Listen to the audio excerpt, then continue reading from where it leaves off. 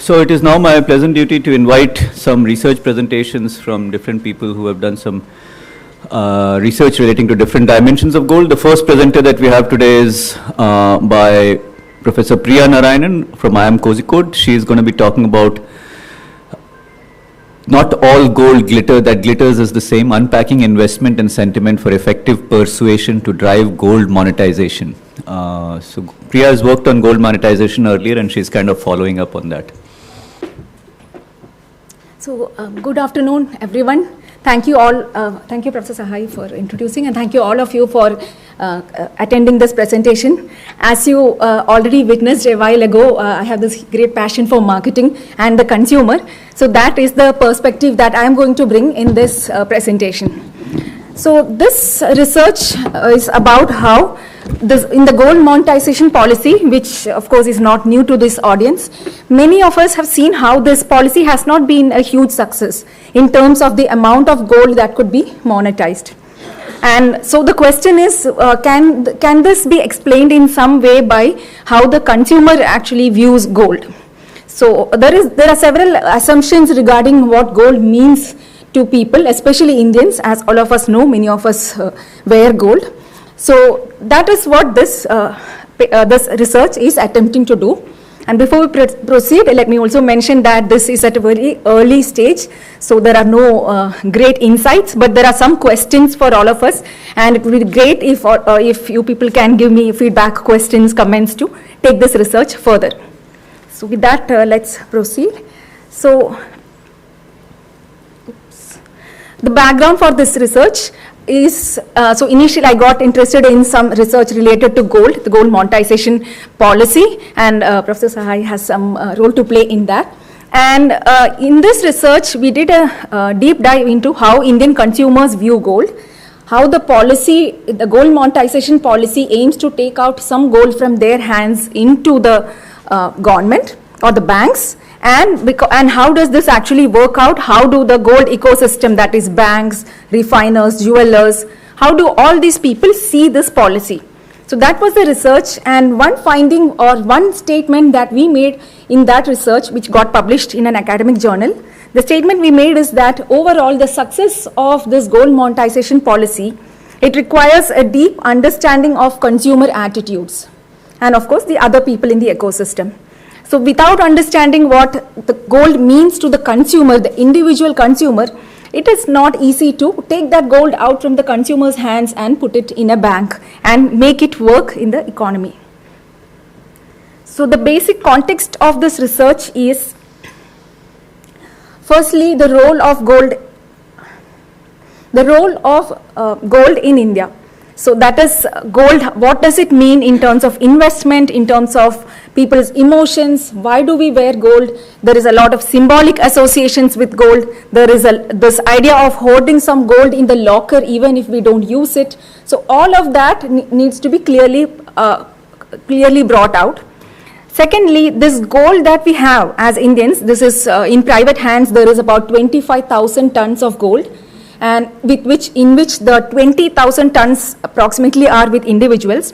So all of this gold actually, this gold demand for gold, in fact, leads to a stress on our current account deficit, which is a large part of which comes through the gold that is getting imported, which of course this audience is very much familiar with. As a result, this gold monetization policy aims to get consumers to deposit their gold. That's the real physical solid gold that you have, not the money, but the gold in the bank, and it is in a sense giving up that gold so that you get an asset in the form of a certificate. The certificate will say that this is the amount of gold you have deposited, and because of that you will receive an interest, and at a particular period, let's say 3 years later, you can redeem that certificate with gold, but this time it will be in the form of bars. It will not be your original jewelry because it is not a locker, but it is a gold monetization scheme. So the advantage of the scheme is that you earn an interest, but the policy did not find much pickup, and the revamped gold monetization policy was released in 2021. Even that is yet to sustain a momentum.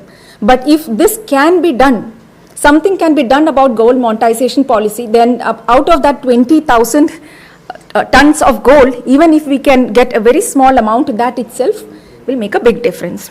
So in this research throughout, we are going to talk about GMS or gold monetization scheme. We are only referring to the gold being deposited in the bank and then redeemed with the equivalent gold bars or money. Okay. So these are some of the advertisements that we see in the media for gold monetization. We see that usually there is a presentation of gold and then just the scheme is written, and most often there is no emphasis in the type of gold itself.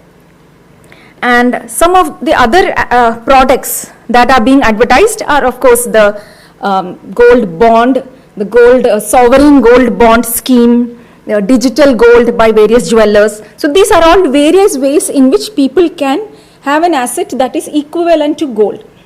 So these are the other ways people feel that they are investing in gold. From the consumer perspective, many of these are similar. The gold monetization scheme per se is different because it requires giving up your gold. So that is where the issue comes in, because in the earlier research, and as we all know, people don't like to give up gold. You buy gold, it goes to your locker or it goes on you, you adorn it, but you never sell it back or you never give it back anywhere, especially if it is jewelry. So now the question is, can we separate this behavior, that is this behavior of attachment to gold and this gold monetization policy which promises an investment? So there are two angles to the gold that people have, and the first angle is that the gold that you own is really your personal object, or it's an ancestral object like a necklace, things like that, and it always stays with you.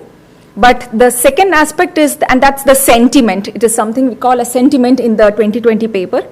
And the other aspect of gold is the investment part. Let's say you have a bar of gold, let's say 50 grams of gold, and that gold means nothing to you. You keep it in the locker, but I mean, if you take it out and you don't feel any emotion on seeing it, except maybe you feel very rich, but other than that, you don't have any sentimental associations.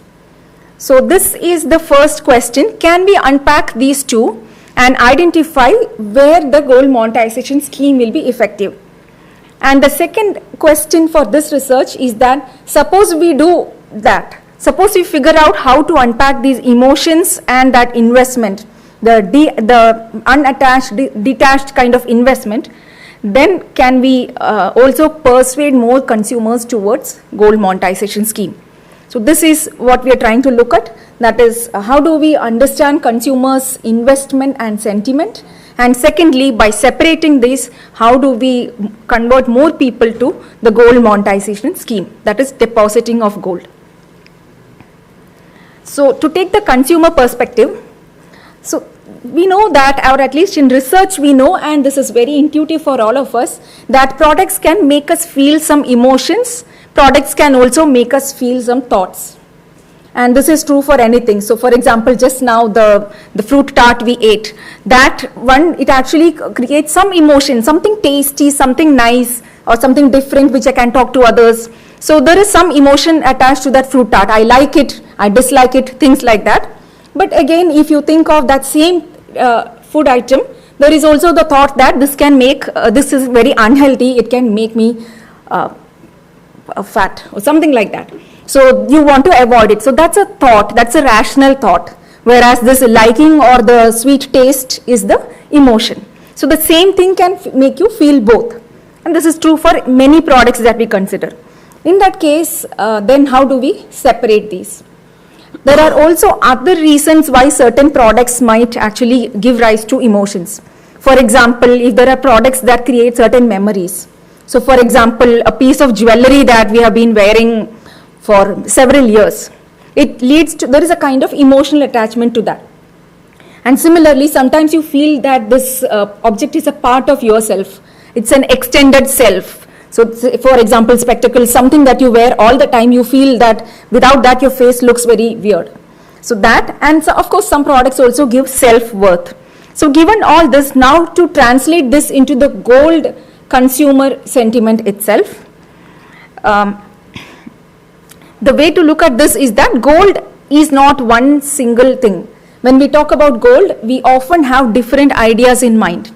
So for example, while the panel discussion was going on, the gold was probably just gold bars. But if you go to another discussion where jewelers are sitting and talking, that gold is, or probably the person who raised the comment on the diamond jewelry, the person buying the diamond jewelry, there it is an emotion.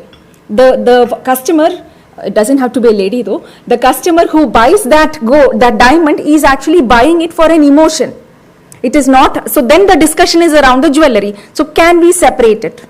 So that is where this research tries to add some value. The first is that gold has investment and sentiment. We are talking about one facet most of the time, and we need to separate and identify which facet we are talking about. Otherwise, the conversation can lead to a lot of miscommunication. Customers are thinking about jewelry, but the companies or the gold monetization scheme policy makers are probably talking about gold that people are not attached to, which is not jewelry but bars. And so what we try to point out in this research is that this gold has a value beyond monetary value. When the bullion folks talk about gold, it has its exchange value, monetary value, equivalent to the price of gold and the weight of the bar. But when we look at our own jewelry or the gold that we have, this is much more. There is a value beyond the monetary value. So think of the three types of gold shown here: bars, coins, and jewelry. Bars, of course, investment. Jewelry, of course, we wear it, and coins, if it's from a temple, it means something. But maybe if it's, let's say, a Anish gold coin, may not mean too much emotionally. So this leads to a few hypotheses. So now we are going to get a little technical, but there is actually nothing non-intuitive here. So the first is about the motivation for holding gold. The first aspect we see, that is H1, is that this gold consumption has at least three motivations for people. One is sentiment, one is investment, and there is a mix. There are different reasons why people consume or buy gold. The second, it seems very obvious, but unless we clarify it and separate it, we will be having this misunderstanding or this unconnected kind of conversation. The second hypothesis is all on which form of the jewelry is this. Which form of gold is it? So rather than using the term gold, now this research proposes that the sentiment is usually for gold jewelry.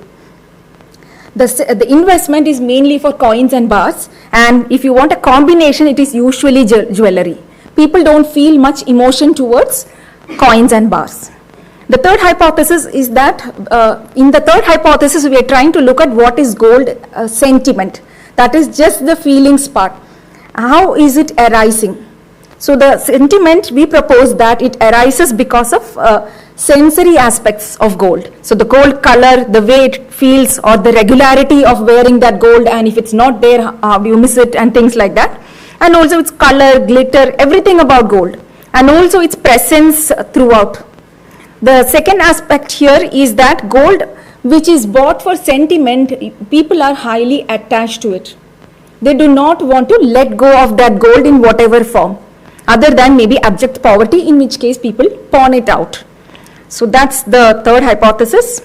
And the fourth hypothesis is on the investment. So previously we just categorized sentiment. Now we are trying to understand what is investment. So investment means that the aspects that are important for people are the fact that it is helping have some money value there. So it's a way to put your money, save your money there. So these are related to what is the quantity of the gold, what is the current price, how much do I have, things like that. And accordingly, it is reasonable, and people are reasonably willing to part with it if you get something equivalent.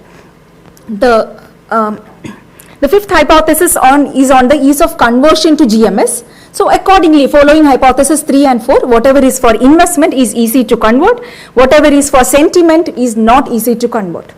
And finally, if we can actually compare and show people that this certificate, the paper asset, is better when compared to the physical gold that they have, which is investment gold, not the sentimental gold. A wedding ring and the gold monetization certificate will never compare.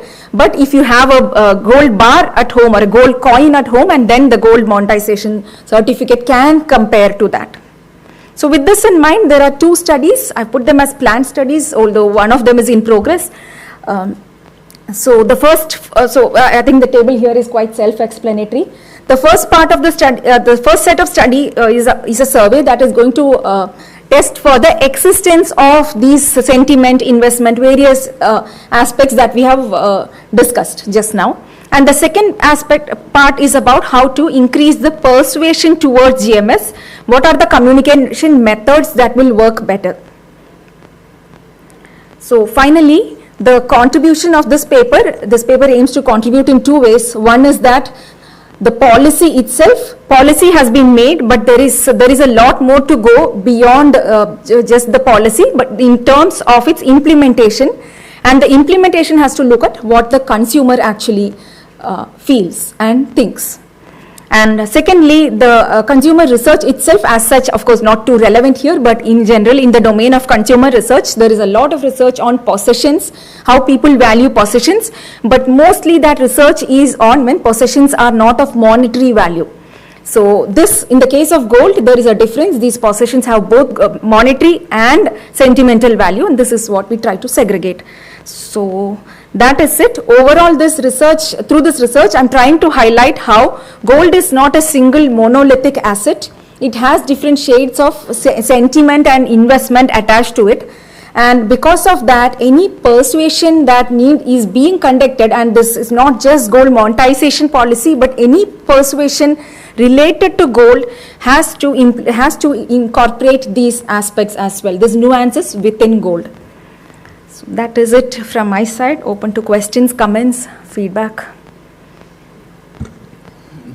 Thank you, Priya. So any idea on when the data collection and the analysis is going to happen? So the second study, that is the experiments, that is in progress. The pilot has been launched. In fact, one finding from that is that the persuasion is most effective when jewelry is shown rather than when jewelry is not. So people are emotionally impacted by jewelry, but that may not translate into action. So that is where the first study is, and the second study is also hoped to be carried out immediately. So sometime by end of year, hoping to have the results and the final results. So I think by late year. Data collection should be done by when? Okay, data collection alone, I think by August it should be done. Okay. Also in H3A, I was just curious, yes. Because you're only looking at the sensory dimensions. Not clear whether the sensory dimensions capture all of the emotional aspects completely.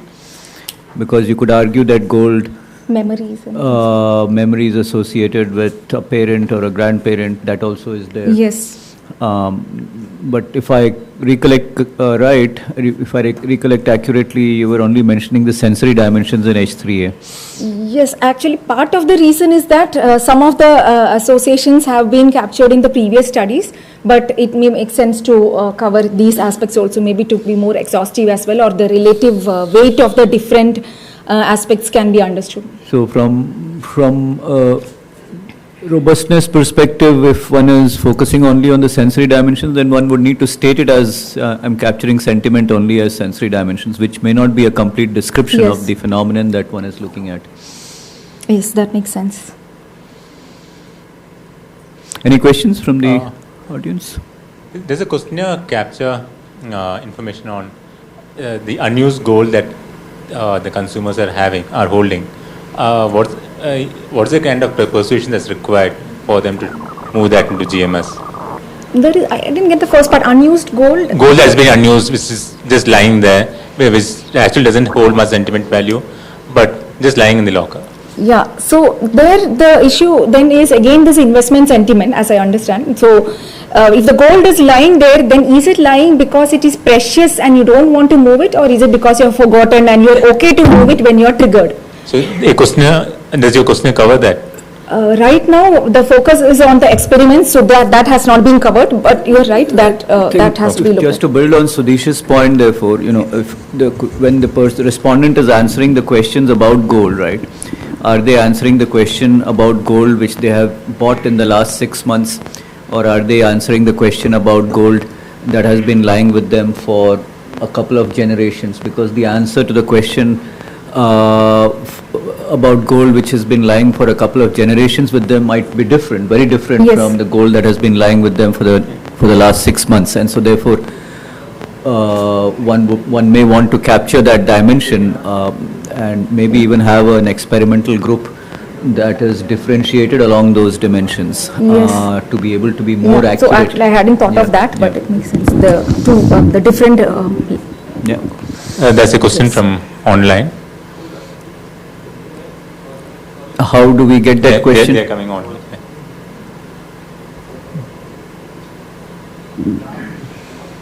Hello, am I audible? Very faint. Sure, I'll try to be louder. We can hear you now. You're loud now. Yeah, so I had this one question. Now, if you look at India, if you look at the demographics, if you see the gold consumption basis, 80-85% is with the households. So that is mainly in the form of jewelry. So I just want to understand, like, will the research will also study the scope if the conclusion arises that sentimental value attached to the gold is higher than the investment for most of the people. So will the research also analyze and give the output on how this can be brought into GMS? And also there can be a lot of Pareto, right? I mean, top 20-30% of the population would be holding larger, around 70-80% of the gold. So how would you target that for the GMS scheme particularly? Because I think this is a very interesting proposition. If you see, if you're analyzing on the emotional part of it, the sentimental part of it. So would like to know your views on that. Okay. So in fact, both of your questions are connected, and and it actually talks about one of the points I had missed out on mentioning, that is the consumers that are being targeted in this research and potentially in the the real version of the successful version of the GMS. That is people who have at least a particular amount of income or a particular gold holding, which who can actually afford to give out some of their gold as GMS. So when we look at the Indian population, as you mentioned, of course, the majority of the population have their gold as jewelry. Only people who have a sufficient amount of jewelry, whatever they are content with, only those people will then migrate to buying bars and coins as investment. So this means that naturally this approach is looking only at the upper stratum of society for various practical reasons more than anything else. And so because of that, again, the studies are also targeted towards the higher income class. So that means that there will be not just jewelry, but gold bars and coins. And this is something that we have found in the research conducted in the previous paper. That is, this pan-Indian survey has shown us that at the higher income classes, there is a greater proportion of non-jewelry gold. So, and gold kept in the locker. So that is the reason for this targeting. And yes, so I think that answers both questions. Yeah, it does. Actually clarifies your target consumers. Right. Cool. Thank you. Are you finding out any GMS weaknesses in GMS? No, sir. I think the focus of this research is very different. It's just targeting the consumer dimension and saying, if we understand the consumer a little bit better as to what is the mix of investment and sentiment reasons that lead to the ownership, then how can I use that one dimension to drive the consumer dimension of GMS at least? Because for GMS to work, all the stakeholders need to line up, right? The banks have to want to do GMS, the jewelers have to want to do GMS, the refiners have to want to do GMS. At one point in time, there was this category of people who were called, what was it? Assayers? No. CPTCs. Sorry? CPTCs. CPTCs. Do they want to do it? What is the motivation for them to do it? So every stakeholder needs to have a motivation and incentive to participate. So here we are only looking at the consumer as one stakeholder. That's why I asked that question is consumer, why you want to invest in GMS? So this one looks just at the consumer, this research. The other stakeholders are not being studied. Only consumer. We may want to go back to your first paper, because your first paper largely answers so as I understand, the question is that why would the consumer be interested at all? So this then rests on the hypothesis that the consumers, they are not aware of its benefits, presented in a way that actually makes sense to them. So currently the benefits of GMS as it is presented, yes, it makes rational sense. That is, it makes sense in terms of an investor, a purely rational investor. I'm getting that 2.5% and I'm getting the price of gold. But that alone is not sufficient to convert a customer, because the customer has non-rational or emotional reasons. So that is why this research is being conducted. To build on that answer, if you look, exactly. Why I will tell you. Yeah. See, at the time of purchasing the jewelry, I am investing gold cost as well as the making charges. Making charges Yeah. to the extent of Yes. 50 to 20%. But you are paying only 2.5%. What is the motivation for it? So we are not, or at least in this research, I am not proposing to convert jewelry, valuable jewelry into GMS. Because that is a humongous task, may not be worth it and may not be needed. It's an interesting point actually, because if most of the gold is held as jewelry, what is the... Because at the time of refining, when I invest, when I get back gold in bar form, if I want to again purchase jewelry, again I have to incur the same charge. So where is the benefit for the consumer? So there the assumption is that the consumer is not very keen on more jewelry. The benefit, I think one could argue that if it is simply lying with me, then I don't even get that 2.5%, right? This way at least I am getting 2.5%. If that is the case, then jewelry business, how it will flourish? Jewelry business has to happen in the same fashion. You see, it is like a cycle. Jewelry business has to happen. My gold also has to come into this. So then it will be a cycle. So where the jewelry business happens, my gold monetization happens, consumer purchases, and again, this is a cycle. Yes. It doesn't say, I don't say every gold it has to come to jewelry, then what happens? True. It's a cycle. So the one way to look at this is that, and I could be wrong, but at least from a research perspective, the view is that there is a large portion of people who have bought gold bars and coins and just kept them in the locker. There is gold. There is jewelry. I'm not saying there is no jewelry, but once, so the core target is going to be the bars and coins. Once the momentum picks up, it is possible that people will find the unused jewelry and put that back into the ecosystem. Now, whether they will buy further jewelry or not, that ecosystem is not going to be touched. That is a cycle between jewelers and consumers, because that is affected by a lot of other external factors such as demographics, culture, mobility of people and so on. So that has a very, very, it is linked, but it's not so closely linked to the GMS effort. Okay, in the interest of time, I think we probably need to move on. Thank you. So let's go to the next presentation. The next presentation is from Dr. Renuka Sane and Manish Singh, IIT Roorkee and NIPFP, and the research is titled, Does Financial and Macro Policy Explain Household Investment in Gold? Hello, good evening everyone. Can you hear me?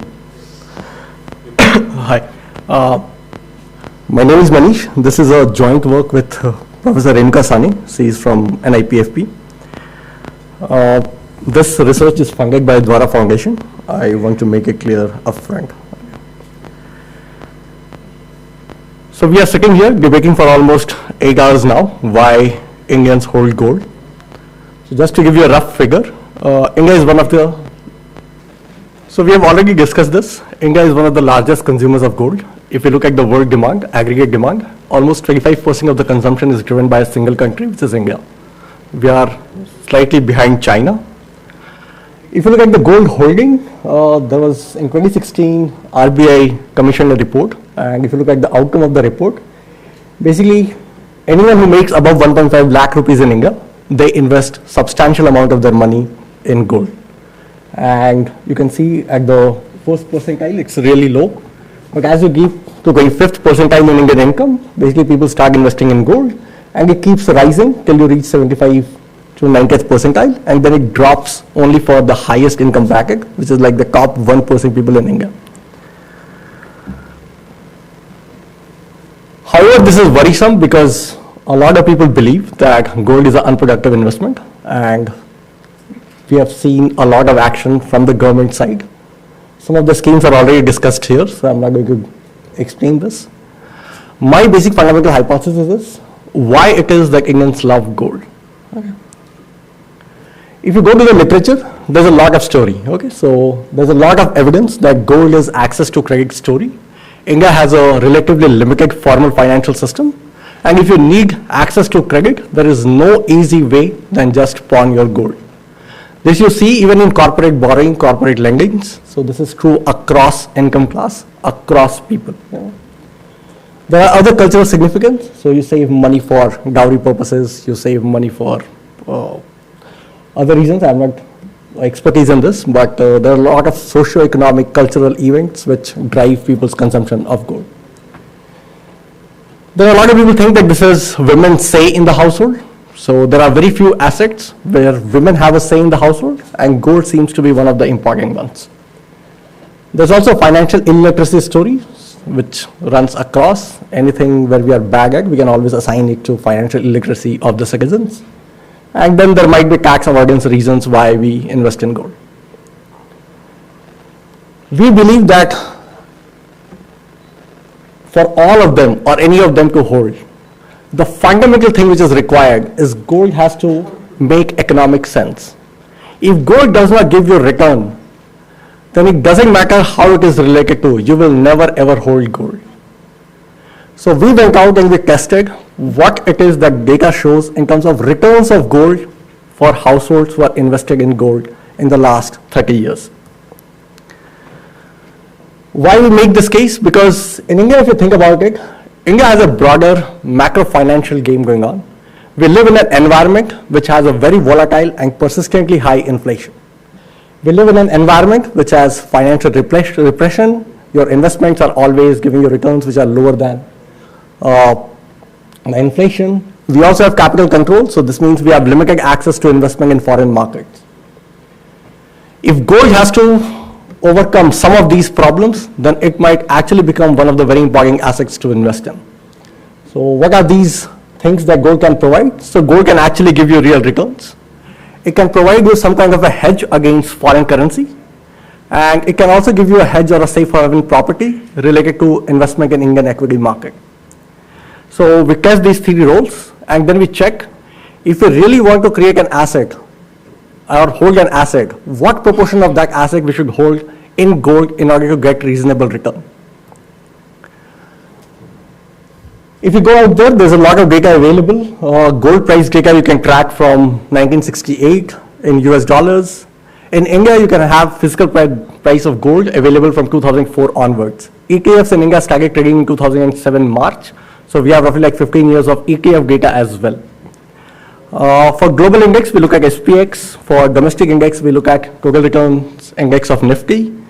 For exchange rate, basically we wanted to go back. So we are looking at the St. Louis Fed data. And for inflation, we are targeting CPI. I'll not go into the summary stats. So basically, first part of the story, which is gold versus inflation. If gold has to be a part of household portfolio, then gold has to at least give real returns. So it has to cover inflation. Here is a simple graph. You can plot consumer price index, so price level in this country at every month, and you can price it against gold prices in 10 grams of rupees. If the line is straight, this means there is a movement which is correlated to each other. Now, interesting part is this is not just correlated. If it was a 45-degree line, then it means it covers inflation. But this has an angle which is above 45 degrees. This is almost like 60 degrees. So this means gold covers inflation reasonably well. If you look at the real returns, then what you do is you divide the gold price with the CPI level. What is the price level in your country? Because it has to actually cover for the amount of goods which you can buy across time. Okay.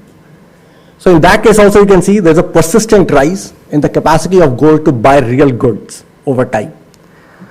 Especially if you see the last, like 1990 to 2005, that period, gold saw great rise in terms of its capacity to buy real goods. This is where we compare. So red line actually here is the red line here is the returns on nominal gold. Black line is the CPI inflation rate.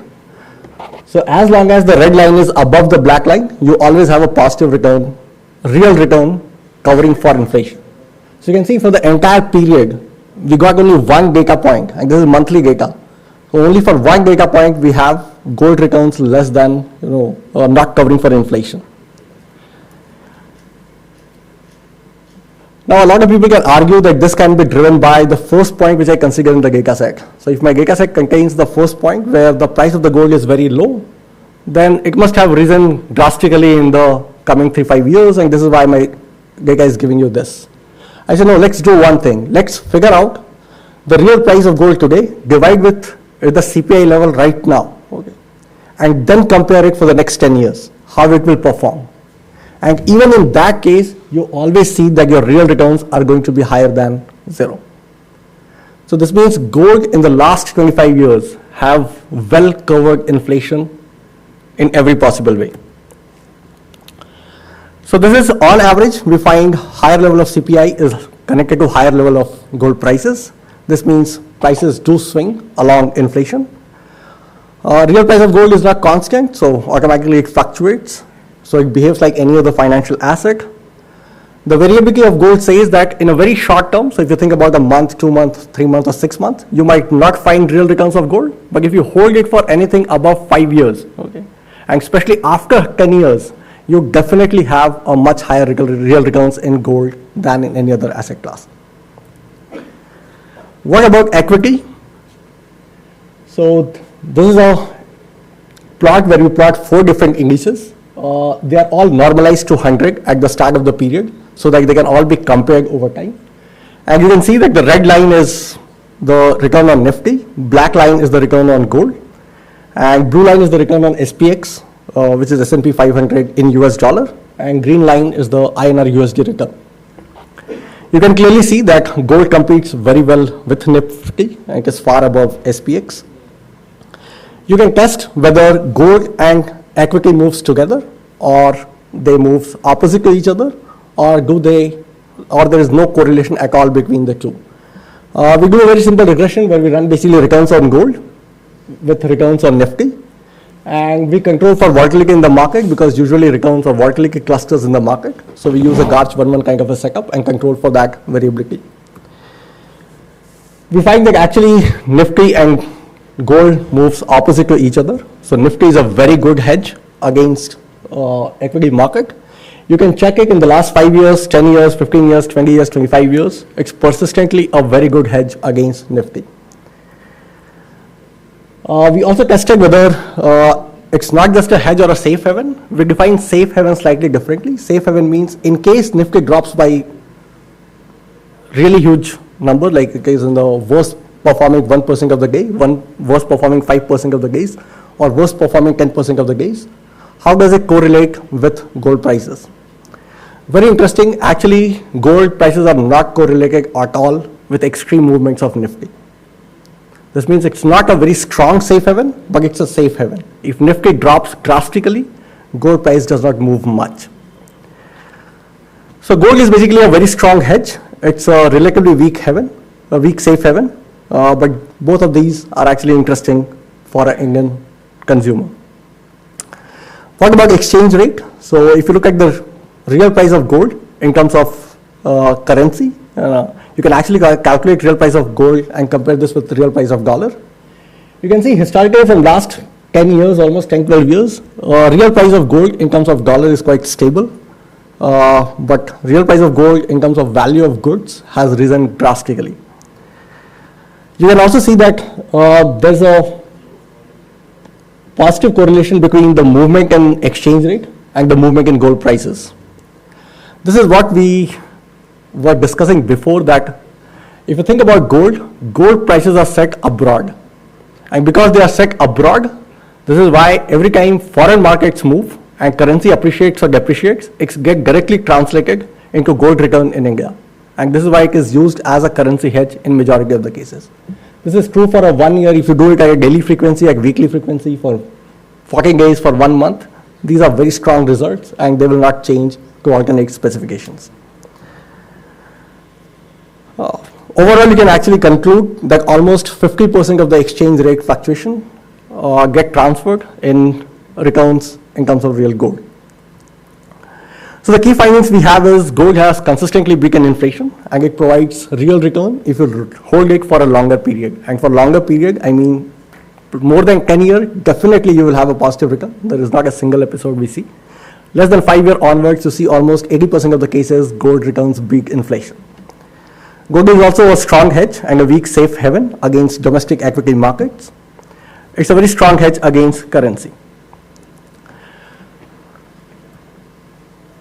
Now, if you think about it, if gold actually has these properties, then I would like to see that people who are holding gold should have good returns in the past. So what we do is we go back and we look at a simple mean variance Markowitz kind of a portfolio optimization framework where we check how much weight you should have of gold if you are building a simple portfolio where you have equity versus gold. Now there are many ways to do that. The way we do it, we target an annual return, and the annual return is something like 13.31, that's the last column.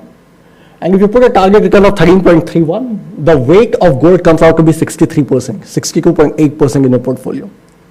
The weight of Nifty comes out to be 37%. This means if you're holding disproportionately large amount of gold in your portfolio, you will still find very high returns for 10-year or above period.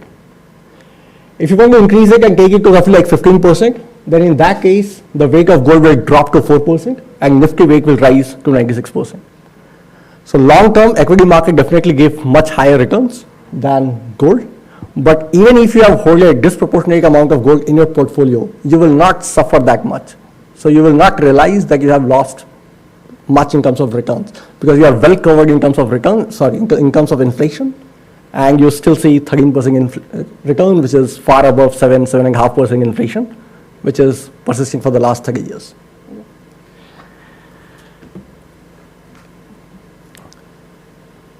Then as an additional exercise, what we did is we put SPX in the portfolio also, just to see that if Indians were allowed to invest abroad, how Indian portfolio would have evolved. And in that case, you will see that a lot of weight which is assigned to gold actually moves to SPX. So the Indian household should hold roughly like 47% of gold, 31% in Nifty, and something like 23% in SPX. So we make a case that if you are living in a country where there's a high and persistently volatile inflation, and you are not allowed to take your money out, so there's a capital control and financial repression, gold is a great asset to hold. It will provide you real returns, covering well for your inflation. It has worked reasonably well as a hedge and safe haven against domestic equity market, and it is a strong hedge against currency risks. So if you are looking for a portfolio optimization or portfolio implication of this, anything above 30% of gold in your portfolio will give you a reasonably good result. There's another paper by Kumar et al. 2014. They also find a similar result that if you diversify Indian portfolio by adding more gold to your portfolio, it works reasonably well for an Indian household. So that's all from my side. Thank you, Manish. Questions? Anji. Thank you so much, Manish. This is work I was always looking for. We last year wrote an article actually about if in India somebody has been doing an SIP on gold from 1995 onwards, monthly SIP of same amount in gold as well as Nifty index, and it turns to be like it's a good product. It protects your portfolio really well.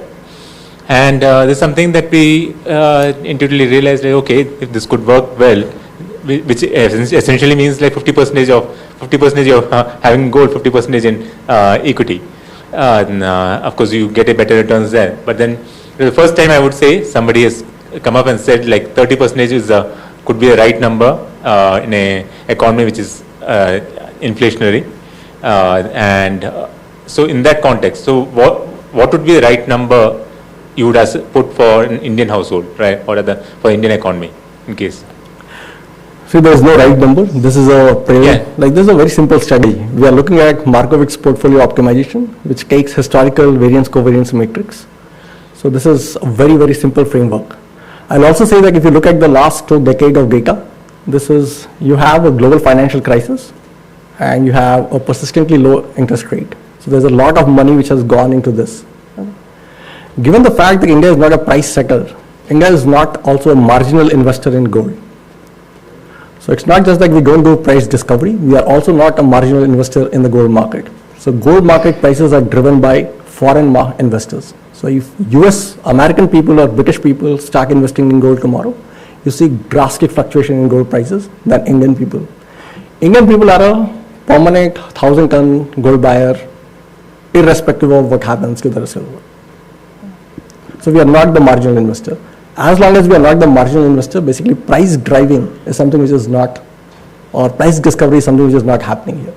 So would it be right to say in that case, an American whose currency is based in dollars should not be idly investing much in gold? See, US has a complicated history. I don't have time to explain that. No, but I can say because inflation is... So there's a paper by Siegel. Siegel says that in last 100 years, real returns on gold for American investor is zero, or in some cases negative. But if you look at the history of US, I think after Great Depression, it was banned to buy gold in US, and gold buying was allowed only, I think, after 75, if I'm not right. So for 50 years, American people have not invested in gold. It's a very different setup. So commenting on US, that basically how they would have done it in the past and how it have worked out for them, I don't think I'm qualified enough to make that remark. Okay, on that note, thank you very much, Manish. Nice paper. With the traditional gold entrepreneurs of Madurai, how they got affected because of the corporate golden showroom that came in the last 2 decades. So basically, entrepreneurship is considered as a crucial mechanism for the country's development because they generate wealth, skill development, plus local consumption also it increases, and local wealth generation also it's being created here. India being a collectivist culture, family has a great influence in all aspects of the life, and the business is also inevitable. So we have great business community in the country. They are also heading the corporate houses. Mostly Gujarat, Rajasthan, Punjab, they have traditional business communities. They run the business. Even Southern India also has such business communities dominating the different aspect of the business. The emergence of organized business almost in all the sector affected the traditional entrepreneurs of all the communities. Unless they professionalize their business, it will be a struggle for them to survive in their sector. So there are many traditional business communities in Tamil Nadu. One of that jewelry entrepreneurs are run by the Chettiar communities. So these studies examine the changes the traditional gold entrepreneurs undergoes because of the influence of the corporate jewelry houses. So let me brief the jewelry business in Madurai. There are close to 500 to 700 jewelry shops located in the same location. The street also called as Nagakkadai, which means jewelry shop street. They are all accommodated in the same area in Madurai. At least in Tamil Nadu, this is the only city where you have this much of gold shop accommodated in the same place. All are run by one community, caste community, Chettiar community. And those communities also known for merchant banking since the colonial time. They developed a banking system, and they are also crucial in the development of industrialization of Tamil Nadu. So in only Madurai, this particular community run the business. In other part of the Tamil Nadu, the gold business is run by almost all the caste. Madurai market is considered as one of the biggest market in India. You can buy many kilos of gold at any point of time. This is told by the jewelers, they only told. The shopkeepers get very good business from the southern small cities from Tamil Nadu. The southern district of Tamil Nadu has a community called Mukkulathur community. They are most dominant community in terms of politically as well as financially. They have a function called Seimurai, that is gift ceremony. They do gift the gold during the marriage, women's puberty function, even in the funerals also. So because of this one reason, a girl child is considered as a liability in this community, and even this is one of the reasons that there is a poor sex ratio in this particular community. Because of the dominant of this community, the jewelry business in Madurai is huge. So this is one of the comments made by the jewelry shop owners, that the customer used to wait even before we opened the shop. All the shop used to be crowded at least 2 days back, 2 decades back. So the opening of the economy in 1991 led to the growth of corporate houses. Till that time, all the business mostly they were located locally, and after that LPG policy of the 1991, you can see that there is growing a migration of entrepreneurs, mushrooming of showrooms in all the sector, professionalization of the service. So even from 1999, roughly, Madurai city also witnessed emergence of corporate showroom in the jewelry sector. Now also the number of traditional and jewelry entrepreneurs remain the same as 20 years back, but the number of customer, volume of the business they used to have got reduced significantly. So the corporate, how they differ, yes, it is very well known. They have mega shops managed professionally by the knowledge workers with the cash transaction built in the computer. So the traditional showroom, unlike the traditional showroom, there is little room for the negotiation, not much price difference from one customer to another customers. They also gave huge advertisement in the media. So first time they made aware about the pure gold purity 916 concept. So in terms of variety, design, they have more, particularly ready-made. The customers can see the ready-made jewelry and select one. Even they can buy the pure gold. They can be verified technically as well. So this is the traditional business model of traditional jewelry showroom of Madurai. Customer placed the order. The jewelry shop owner took the order. They gave it to the artisans, golden artisans. The artisans make the jewel and give back to the shop owner. The shop owner returned to the customer. This was the model. But the emerging business model is that in addition to the branded showroom, the mega showroom also displaces the ready-made jewels of the other businessmen. So the businessmen from North India, they display their model with these corporate houses. So the showroom also showcases the ready-made jewelry of other leading businessmen from other part of the country. So the objective of the study is that to find the impact of corporate gold showroom on the traditional gold entrepreneurs of Madurai city. We are particularly interested to know whether the business got affected because of this emergence of the corporate gold showroom. What are the reasons? What is the feature? So we have done semi-structured interview with the entrepreneurs, golden entrepreneurs of Madurai. The study is still going on. I initiated the interview during the second wave, so I couldn't complete fully. So I have done thematic analysis based on the interview, whatever the theme emerged, I am presenting as the finding here. One is the changing business model. That is, gradually the ready-made gold replaces that started coming from Kerala, Andhra Pradesh, Coimbatore and Mumbai also, that replaces the traditional model. So the trend of giving order that got replaced with the making jewelry. Business seller from other part of the India, they came and they are displaying their model with the mega showrooms. In return, the showroom gives some percentage as a profit. The traditional jewelry shops have no much space to showcase lot of models. So their business restricted to making Mangalya Sutra and simple ornaments.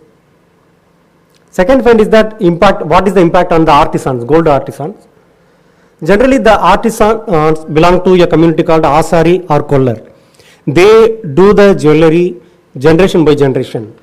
So they have lot of skill which become unnoticed. I am not sure whether it is professionally documented or not.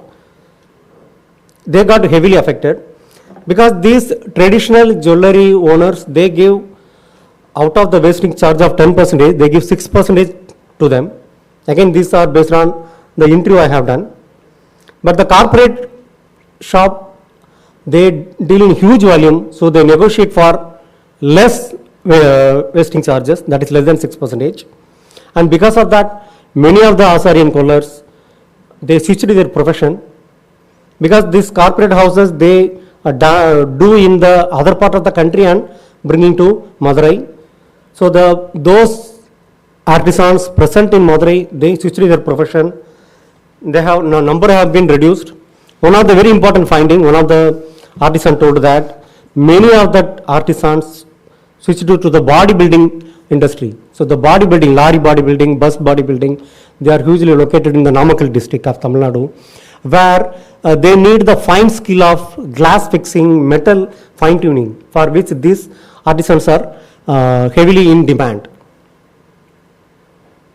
So recently, Bengali workers also replaced because they are getting at very lesser cost.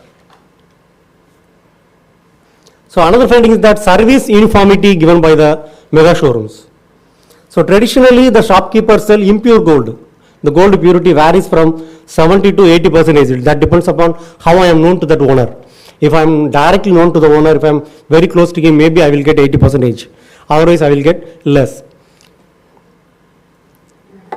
Lack of uniformity in the pricing. Still, it depends upon the familiarity with the shop owners.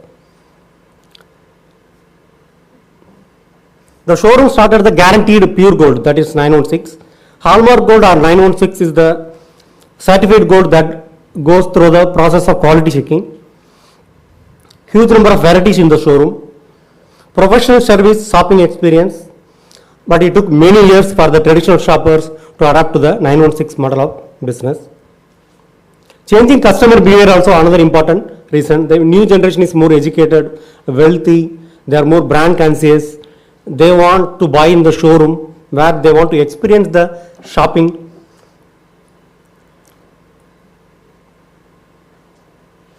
The showroom has professional selling, less room for the bargaining.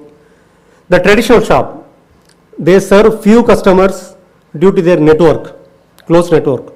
So for example, my family, we are buying gold from one shop owners. So my father buys, after that I buy. So this trend also got affected. The household tend to buy from the same shop that continued for generation. But once the next generation studies and migrate to other cities, this connection also got severed. So again, my question to the entrepreneurs, whether you permit your next generation to run this business. Many told negatively only. Because more passions is required. Previous generation worked with that willingness which is missing in their generation. One shop owner openly told that my son doesn't know even what is the cost of 1 gram gold. So they shifted to other jobs, salaried jobs. One of the very popular shop that was for 100 years, they will no longer will be continued by the next generation. So some of the present generation not interested, they went to the salaried job, even they switch over to some other business, some they are still continuing. Another important finding, one of the shop owner told that very positively, we have a good feature, it can be run.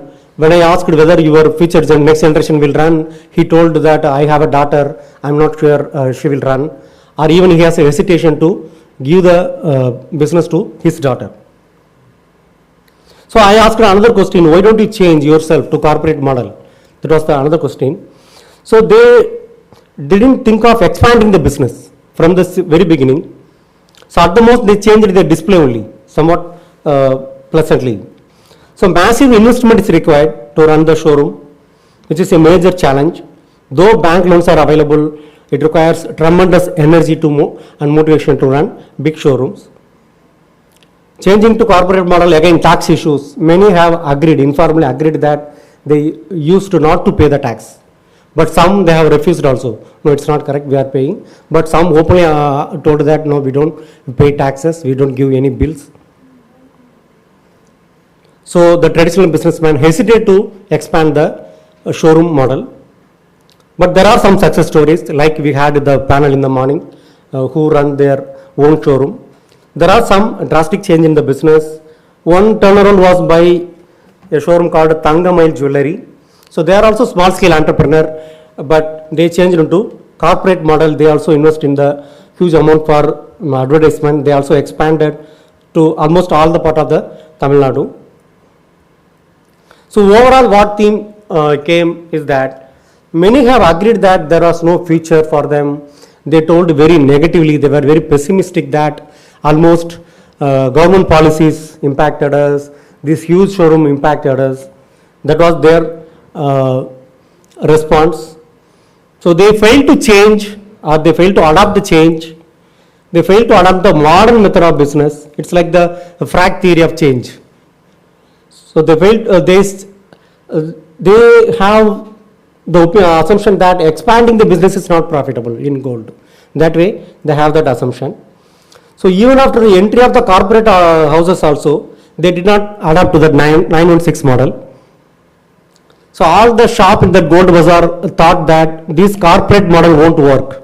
That was their assumption when the corporate model came. Everyone, they among themselves used to gossip that no, they won't stay in the business for a long time. It's not possible to give the gold at this rate. But some are very positive.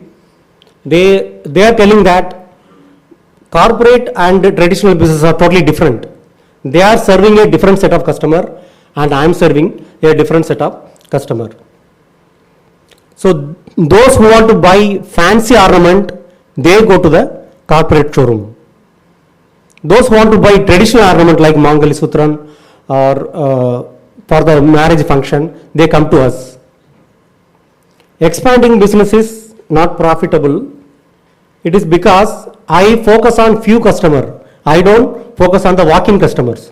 The traditional customer focuses on the few customer based on their network, and they don't focus on the walk-in customer. So why should I expand my business? That was their response. They told that people buy gold trusting on me. They trust me and they place the order. I take the gold even to their home to show that model. So as long as those customers exist for me, I need not expand the showroom, because buying gold is a sentiment in Indian family. If a parent buy gold for their daughter's marriage, for their next daughter's marriage also they go to the same shop because of the sentiment. So the sellers can also buy back the gold after some years of time. So the conclusion is that corporate house both positively and negatively influence the business. Positively in the sense, traditional gold jewelers now forced to sell the 916 gold. Consumers have lot of benefit because of this. Because of GST and 916, it streamlined the tax collection. So one of the few shop owners told that without 916, we cannot sell now. Law is making mandatory to display the 916. If it is not there, they may seize the gold. Now we are also selling the 916. So they are also developing their showrooms. The future of the gold entrepreneurs, from the interview, it seems that it depends upon the attitude, how you are seeing the opportunity. Some are very negative. They told that we have no business. They are critical of the government as well as the corporate houses. Whereas other told very confidently that there is no loss in this business as long as you are doing sincerely. So we will continue. We are getting business. The business got affected, it is true, but that is inevitable. They are also accepting that the change is inevitable, but we will continue in that business. So maybe even I initiated a discussion whether a cooperative model will be beneficial like Amul, because you have large number of showrooms in Madurai. Like a cooperative model, if you adopt the business, you can counter the corporate competition, but it was not welcomed by them. So some direction for future is that the study of the artisan who lost their livelihood, because they have such a skill that may be vanished in one generation if it is not professionally documented, because they are learning that skill generation by generation. Plus I want to explore the customer opinion also. What is their experience with the traditional showroom as well as with the corporate houses? I am happy to answer your question if I can. So Bala, how many interviews did you do? Yeah, around 27 only I have completed. And out of the 27, how many of the shops have decided, you mentioned one that has made the transition to corporate kind of showroom, Thangamile, I think you mentioned. Yeah, actually. How many out of the 27 have managed to make the transition? No, out of 27, none have managed to make it into corporate house. Even the Thangamile, it was told by the traditional entrepreneurs only. They told that Thangamile were used to be like us only. Now they changed to corporate model. But none of the 27, even in the near future, they are ready to change into corporate business model. Out of 27, 20 are pessimistic. They told that no future for the gold. For the traditional entrepreneurs, gold showroom. 20 of them might be exiting the business. The next that generation might be exiting. Yes. And 7 might still continue. 7 are very positive, very positive. Okay. Hanji.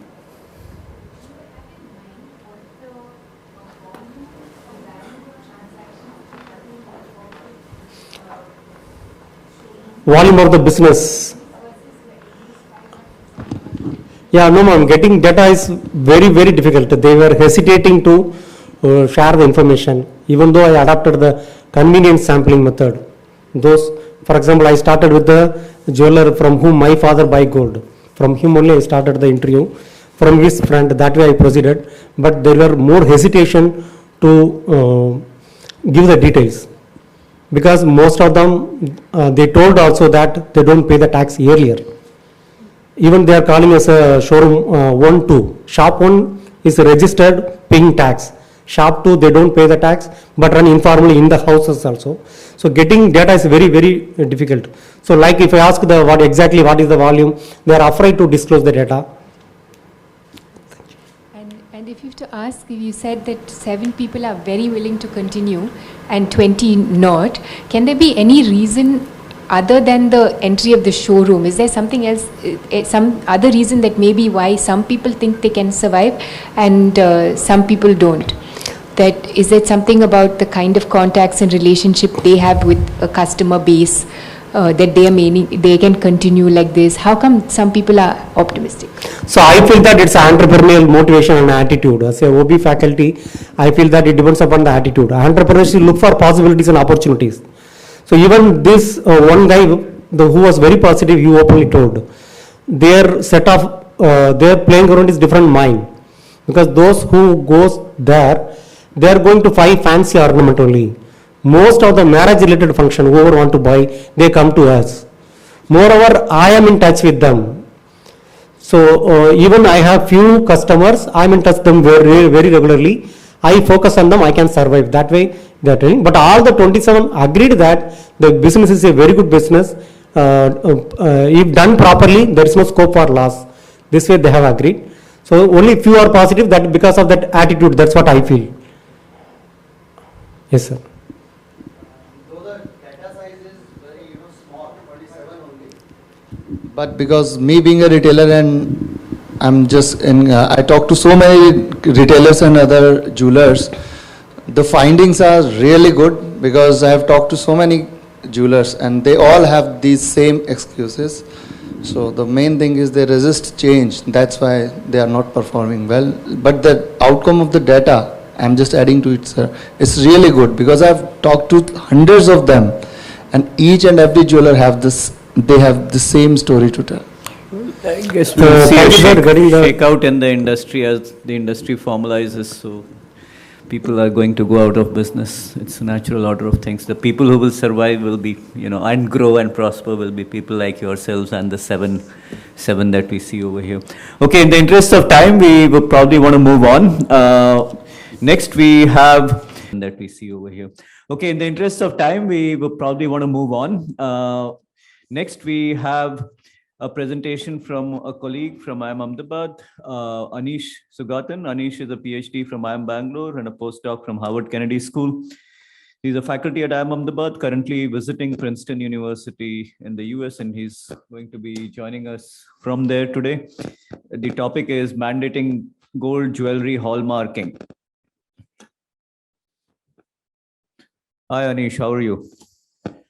Hi, Arvind. Thank you so much for giving this opportunity to present the findings. And first of all, thank you once again for reaching out to us with this project. It was a fabulous exercise. In fact, except for the small hiatus which we had to do from our field work during the lockdown. For me personally, as a faculty of business strategy, and my colleagues who were working with me as research associates, it has been an eye-opening experience. So in the short presentation, we would run you through the major findings that we had found, what that we have come across after the research. Let me just quickly share the presentation.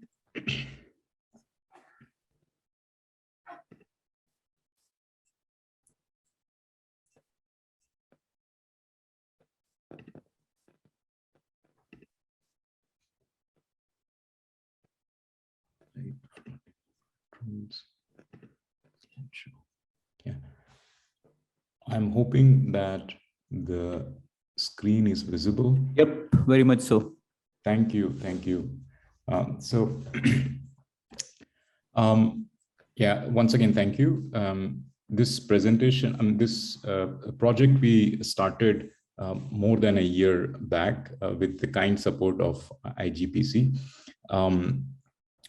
The objective, when we started off the project was to understand the hallmarking process, the entire value chain, how it's going to be affected, how they are going to react, what are going to be the challenges of rollout of the hallmarking process. So when we started off, the hallmarking mandate was in the discussion. It was already out in the public discussion. Different trials were being made out, plans were being sort of set up. So that was the the beginning, and in the course of the project itself, it was made mandatory. Several stakeholder consultations were done, and today we know that it is being rolled out in phases. The second phase notification gazette also came out recently. This is supported. This research was supported by Ms. Kopal Agarwal. Kopal is also here. She's a PhD candidate at Ahmedabad University and a research associate on this project. We also have Disha Shah. Disha was also a research associate on the project. Rushil Modi and Vinay Galot are two of our PGP students who helped us conduct several interviews and extract information from these interviews to make sense of what is happening. So the map that you would see here, it's one of the output of the, and I don't think we have a map like this for India anywhere in the published domain. What you see, the orange dots are actually jewelers who are registered at the BIS website. So as soon as hallmarking became mandated, jewelers were asked to register themselves, and BIS kindly provided this information in the public domain. So we took each of the jewelers' data field and did a reverse, or rather did a geocoding of their address. So we knew precisely where they are located, and then we sort of map the location, so that this was the first thing to get a sense of where exactly are jewelers located, where exactly spatially in the country the business is clustered. And we are not surprised to see that the West Coast, Kerala, you have Goa, Bombay, Pune, and towards the eastern side you have Calcutta, and of course the metropolis in Tamil Nadu. Professor Bala just mentioned, we have these hotspots in many of these traditionally known places where jewelry consumption is very high. Hyderabad, Bangalore, of course Delhi, and nearby places, Jaipur and Punjab. So this map as a first exercise gave us confirmation about what was already there as a hearsay, as people knew about this. Okay, these are the hotspots, but now we have kind of a visual evidence of how it looks like. So I'm just jumping ahead and showcasing one of the interesting maps, but let me walk you through the rest of the exercise. So there is no need for me to elaborate on the background. I think all the participants in the audience are knowledgeable enough to understand what was the background for hallmarking to be rolled out. But we sort of looked at it from a stakeholder perspective. The intent of the government, for rolling out something like this is primarily consumer protection. So there is, once you start looking at gold jewelry as a commodity, and a commodity with very high value concentrated in a very small physical space, the potential for fraudulence is very high. Not just with jewelry, any other such commodity will have very high potential for fraudulence. And it was very well known that there is a varying degree of standardization, and like Professor Bala just mentioned, from 70 to 80%, depending upon your good terms with the jeweler, you may end up getting pure, impure jewelers, gold. So from the government side, consumer protection, and that therefore why BIS is involved, comes up. But the intent from the other stakeholders, whether it is large jewelers, the hallmarking centers themselves, and consumers, which varied differently. The consumers were not as a group homogeneously agreeing, we all need 916. The hallmarking centers obviously were unanimous. We need hallmarking because that is the very reason d'etre for their existence. Jewelers, there is a big difference. We found that the large jewelers, they were more positive. They see this as a competitive edge in the market, and they felt that it has to be very positive in their responses. The small jewelers, we found mixed reactions, especially the smaller traditional ones were very apprehensive. They were not able to clearly distinguish BIS from the tax authorities. For them, it's a government exercise trying to expand the tax base. And if we, get under the hallmarking regime, the data will be brought out, transactions will be documented, and once that happens, we will come under the taxation network. And for many of them, they openly mentioned that this is an issue. Many others said this is not a problem. They cited operational issues. We are small jewelers. Setting up something like this would involve computerization, investment into additional sort of manpower. We don't have such skilled manpower, and it's going to take a lot of time for us to get the inventory through this. So different stakeholders came up with different sort of point of views when it comes to hallmarking. So what we did was the following. First, we did extensive stakeholder surveys and interviews. Actually, we talked to the different stakeholders and tried to build up a qualitative understanding of what is actually happening across the value chain of gold and how hallmarking is going to be affected or perceived by each of those stakeholders, and then our own analysis of how is it likely to affect. Second, we took this spatial data and the data from BIS, data from the registrar of companies, where gold manufacturers and other value chain participants have registered their companies, and looked at the spatial distribution. And then we simply asked a logistical question. If we were to roll out hallmarking and make it mandatory, what kind of logistical challenges in terms of the flow of gold from one entity to the other is going to be affected. Where will be the friction points and what will be the costs? And therefore, if we can optimize, if we have multiple models, what will be the best model purely from a cost perspective? And we did that exercise as a means to recommend to the government that you should be following this model versus that model. That was the intent, and that's what we did. So extensive stakeholder interviews. We handpicked jewelers, again convenience plus snowballing method, from south, east, west, and north of India. We had small and large jewelers, hallmarking center. We did large and small hallmarking, old and new. We had a small sample of consumers, BIS officials. We interviewed. In fact, we also made a presentation to them when a contingent of BIS officials visited IIM Ahmedabad. And we also sat through multiple Zoom meetings, which BIS had conducted during the rollout phases. We also did a media analysis and industry report.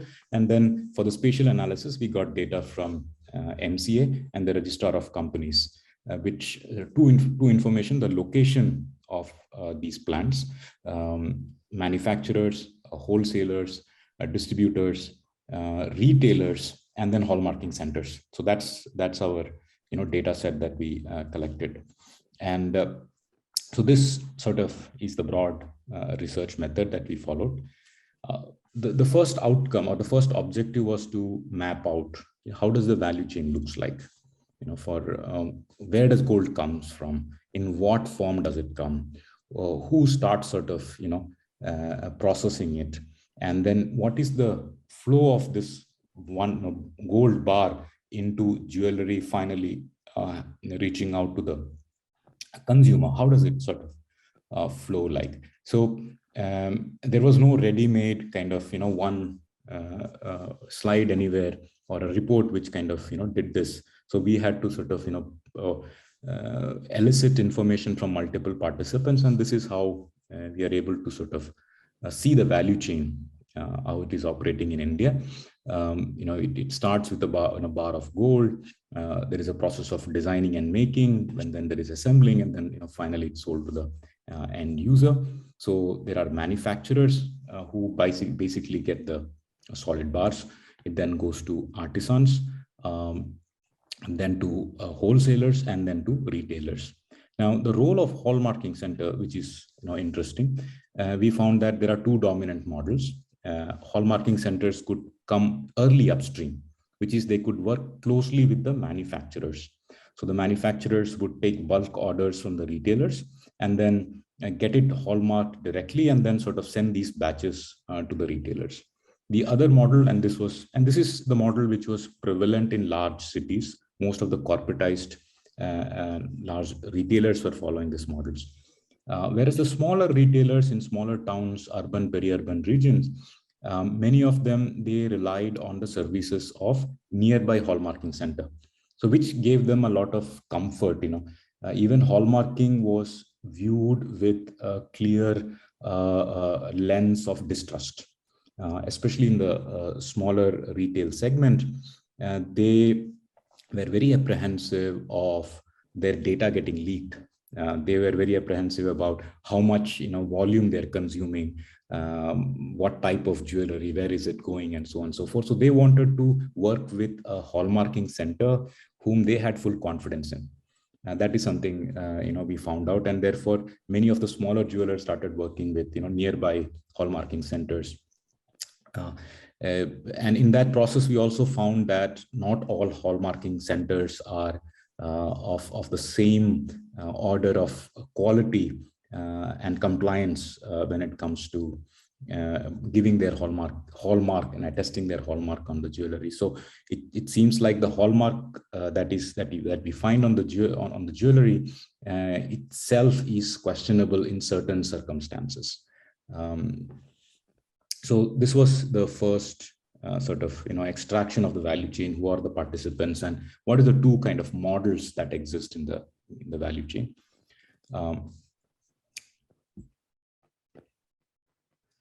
Right. This, of course, I will skip this slide. you would probably already know what is the process and what was the timeline, through which this was done through. So I'll just skip this. The hallmarking process, itself is now well known. So this slide just captures what is a process, what is a hallmarking center, what the center does, what the jewelers registration process, and of course finally the hallmarking. So these are the key actors and the key steps that are required for mandating hallmarking. So once you get into hallmarking regime, all these three stakeholders will have to go through this process that you see over here. Again, as knowledgeable audience, I'm sure that you already know this process. Then we sort of went deeper, talking to a hallmarking center to understand what exactly is happening. Who is giving you the order, and once you get a piece of jewelry, how does it sort of go through the entire cycle? It is kind of straightforward in terms of the process flow of what is happening to the jewelry. But what is interesting is that there is a process of automation, there is a process of computerization, data collection, and there is also some capital investment that is required from the hallmarking center side. As soon as we introduce hallmarking as an additional step into jewelry making, it is introducing a lot of operational frictions. You need to train new manpower, you have to invest in different type of machines. Some of them are expensive. Then you have different type of, for example, XRF, the X-ray machines. There are different variations with different varieties of machines in the market. Some of them are, higher quality. Some of them are, standard. Some of them are low cost, Chinese made, things like that.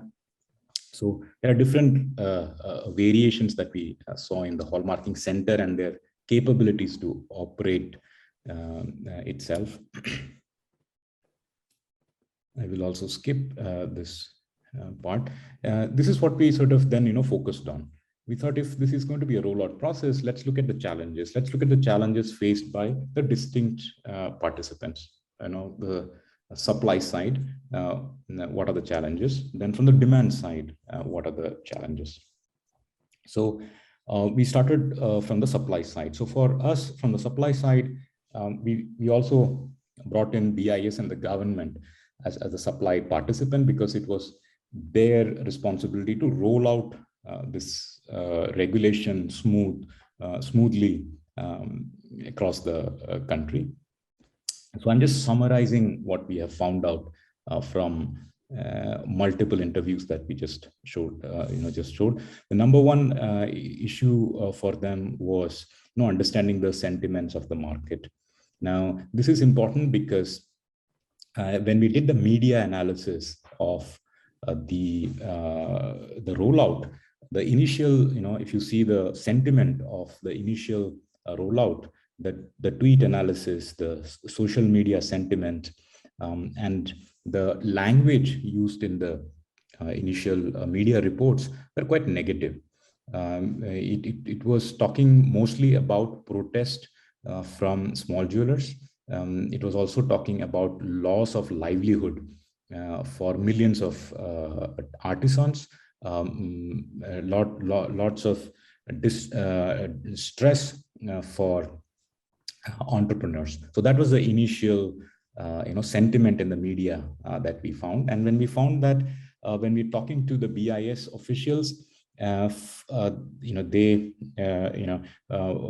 acknowledged the existence of such an issue, but they were also sort of worried that some of these media reports would be constructed by participants who do not want this hallmarking to be rolled out, because obviously there are beneficiaries of the old system, especially people who want to evade taxes, who want to sort of continue to practice fraudulent practices. So in the initial phases, there was a flood of negative reporting. Gradually, as the phases started moving out, the sentiment started moving away from the distress to the operational challenges, which is we don't have sufficient hallmarking centers. So if you roll out, there is going to be a problem. How do we going to roll out? So from the social distress to operational issue is the sort of sentiment that we saw in the general media, how it started moving out. So the government had to deal with this. They had conducted multiple stakeholder meetings. Even in the meetings, we could see that the earlier Zoom meetings, there were sort of people raising voices about how things would be going sideways. But later on, people started pointing more and more about the operational challenges. We have to computerize. It's going to take a lot of time. We will not be able to manage so much of volume if we mandate, for example, physical assaying. What is the sampling that needs to? So things started getting into the technicalities. Which for us is we see that as a sign that people have accepted this as a given, and now you have to think of an efficient way to sort of implement this. And directly related to that was upgrading technology and integration. So there is like a what is the technology that you want to mandate, and there are then questions about are you okay with XRS machines? How much percentage you want to get into the physical assaying? Can you mandate that? All of that has sort of implications in terms of the logistics, the flow of gold. The other issue was capacity building for government. You had 892 odd hallmarking at that time. I think now around 950 plus hallmarking center, and they're not uniformly distributed. Right, they're mostly clustered around. If you see the older map, clustered around where there is demand, where there is jewelers, where there is manufacturers. So if you want to have a pan-India rollout, you will have to somehow circumvent that issue. The last issue was strategic, location for expansion. If at all you have to give a policy push, you have to give some sort of a support. What kind of a location would you like to support as a government? And which in turn means what kind of business model, what kind of value chain model are you supporting? One model could be that you can support a centralized sort of corporatized model where you have these large manufacturers and you have few large hallmarking centers. And then from there, it sort of goes out to the vast majority of jewelers. That is one model. The second model would be that you continue to support small hallmarking centers as entrepreneurs, as people who can create jobs in far-flung areas. So there are these two models that we found that one could support from a policy perspective. Though it is not specifically recognized in the policy documents, but whatever decision the government takes in terms of supporting, it may have a fallout in terms of how it will eventually sort of turn out to be. The hallmarking centers had multiple challenges. In fact, after multiple interviews, we could also, the table that you see, we were able to sort of get a sense of how much does it take to actually set up one center. From a capacity building exercise and business viability exercise, it was important for us to understand, I mean, if I'm an entrepreneur, why should I start a hallmarking center, right? Anish, the numbers are not really clearly visible, I guess, very small. Maybe you want to read out some of them. Okay. Let me see if I can, zoom.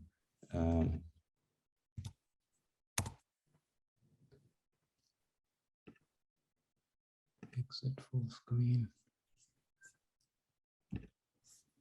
We'll be happy to share the presentations with all the participants. Yeah, that's a lot better.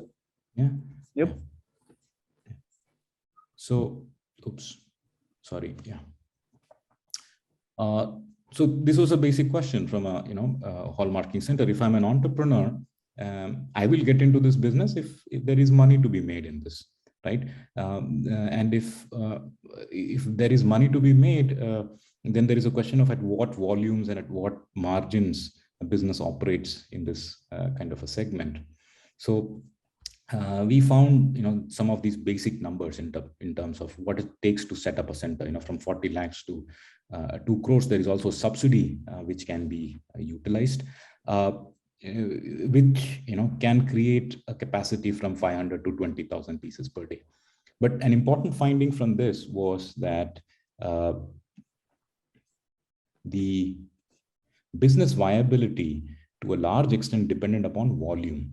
What volume can be promised, which immediately sort of limits the number of places that you can operate a hallmarking center. So if I have to start a hallmarking center, I will go identify a location which will give me a sufficient volume or promise for a good volume. The second issue was actually the per piece, rate that I'm allowed to charge for hallmarking. That was also one of the demands which came from many of the hallmarking centers, that you need to increase it, and all kind of numbers were put up, from 20, 30, 100 and so on. And the idea was that if the volumes are low, then you at least allow us to take a higher rate.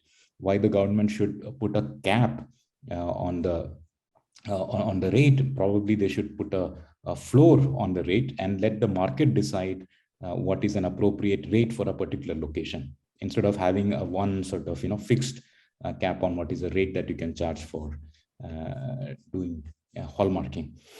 There were a bunch of other issues that the hallmarking centers pointed out. For example, complexity of Indian jewelry. I mean, you have all varieties of designs and different parts and subcomponents, and you can apply a hallmarking in one piece, and the rest of it could be impure, or you get it hallmarked. One piece is hallmarked now, and then in the subsequently in the value chain, as it goes down, somebody else could replace that piece with something else, for example, a locket or something else in a chain. So those kind of things came into picture. Second was the accountability and quality of service. Not all hallmarking centers present identical business practices or accounting practices or even quality control practices. So that is also sort of spread around the country. Some of the larger, older, and better established hallmarking centers, they are the state of the art, and they tend to set the standards in terms of how hallmarking has to be done. Whereas many of the smaller ones, newer ones, their practices are suspect, though none of them have actually acknowledged any of this thing. This is coming from observations made by jewelers and others in the industry. They also face serious issues apart from volume. There is manpower issue, managing technology issue, managing the flow issue, and automation, which is mandated by BIS. There is a CDAC made portal through which everything has to be routed. This HUID as a concept which came up, and there is some degree of resistance on this because they feel that it takes time. If you have to sort of individually, and not everybody can sort of afford to get a automated XRF machine which will automatically sort of upload all this data. From the demand side for hallmarking services, which is basically jewelers and customers, you had a series of points, starting with grading, the caratage of jewelers. In all over India, we find different grading numbers. 14, 18, 22. You also have 17, 23, 24, and things like that. So the BIS standard sort of mandates a certain number of grades, but in certain region, because of history and tradition, people are used to buying a certain type of grading. So that will become an issue, though now it is largely sort of sorted because BIS has decided to follow a certain set. A second was handling of existing inventory. There is large inventory, there is backlog, and how do you sort of deal with that? This also includes heirloom pieces as well as antique pieces, how, which nobody wants to melt or, change the design and things like that. There was also logistics and security issues. How are you going to sort of, if especially far-flung areas, if it is mandated that you do multiple courier routes, which sort of, adds to the difficulty. Hallmarking charges, which is again a point of contention for jewelers. How much is okay, how much they can pass on to the customers. Then digitization of small jewelers. This is one major kind of problem, and we came across a different type of sentiments when we discussed digitization. In fact, one jeweler specifically mentioned that this is actually, we are going back to Inspector Raj era, where the government wants to come back and closely regulate our business and not let the markets do what it is supposed to be doing. This, of course, is a sentiment which the jeweler has sort of expressed, but the general sort of sense that we got was that there is apprehension, there is lack of trust in sharing the data, and partly this is because there exists practices of malpractice and fraudulence to some extent in different parts, and there is also tax avoidance which is happening in this value chain, so which is getting reflected as apprehension and distrust. But there is also several cases we saw. Some of them recounted how they were taken to court for having sold hallmark jewelry, which was later found to be impure. So who is responsible for this? Who will go to? Who has to pay the fine? Who will go to jail? And such kind of questions, because across the value chain, this kind of manipulation could happen and could be done by any of the participants. So who will be eventually held accountable? Would it be the jeweler? Those kind of issues also came up as challenges, for the jewelers. For the customers, it was, most of them were happy because they see that fraudulence and adulteration in the system would come down, so you will get what is being claimed. So it's very important. Awareness is very high.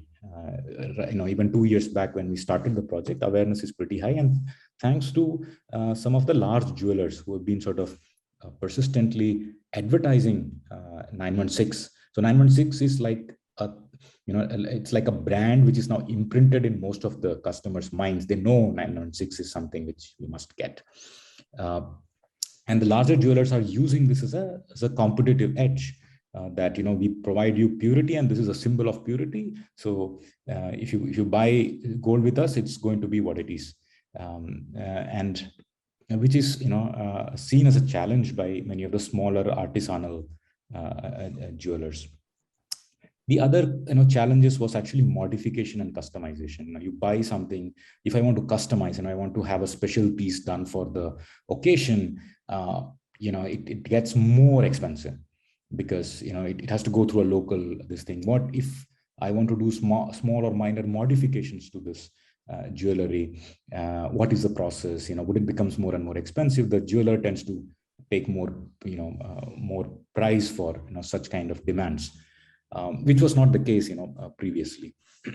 And of course, hallmarking of old jewelry. I have my grandmother's heirloom. It's there. What should I do with that? I don't want to sort of melt it, or I don't want anybody to touch it. It's in my family. It has emotional, sentimental value.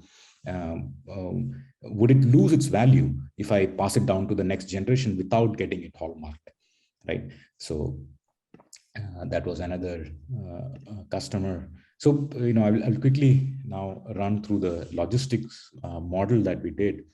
So based on this value chain participants,